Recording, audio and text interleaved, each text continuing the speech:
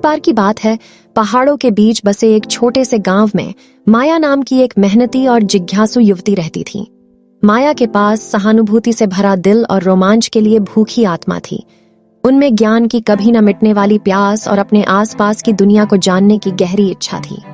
एक सुनहरी सुबह, जब सुनहरी किरणें गांव की घनी झाड़ियों से छन छन कर गुजर रही थीं, माया पास के जंगल में अपने अन्वेषणों में से एक पर निकल पड़ी।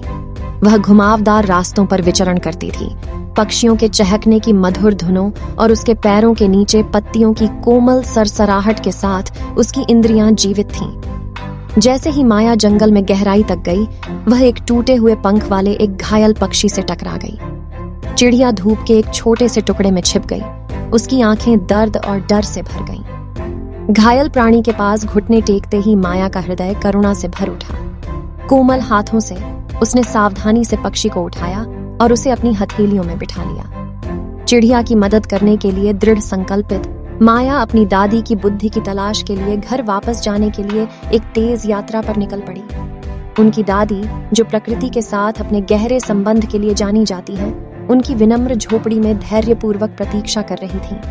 आंखों में झिलमिलाते आंसुओं के साथ माया ने घायल पक्षी की आपबीती सुनाई। उसकी दादी, ज्ञान की किरण, गर्मजोशी से मुस्कुराई और बोली, माया, दया एक ऐसा उपहार है जो देने वाले और लेने वाले दोनों को ठीक कर सकता है।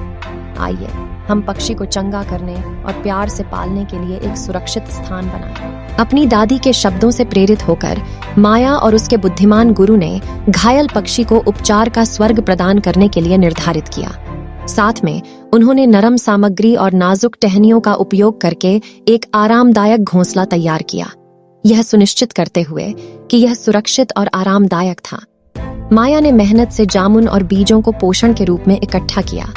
पास में ताजे पानी का एक छोटा सा कटोरा रखा। दिन ब दिन माया ने अटूट समर्पण के साथ घायल पक्षी की सेवा की। उसने उसके घावों को साफ किया, कोमल मलहम लगाया और नाजुक जीव को आराम देने के लिए सुखदायक धुनें गाईं। हफ्ते महीनों में बदल गए और माया की देखभाल और दृढ़ता के साथ पक्षी की ताकत धीरे धीरे वापस आ गई। एक धूप के दिन, जैसे ही जंगल सुनहरे रंग में नहाया, पक्षी ने अपने पंख फैलाए और हवा में फड़फड़ाया। माया का हृदय आनंद से भर गया और तृप्ति की भावना से भर गया जब उसने देखा कि पक्षी अपनी पहली उड़ान भर रहा है, असीम आकाश में ऊंची उड़ान भर रहा है। उसके चेहरे पर खुशी के आंसू बह रहे थे।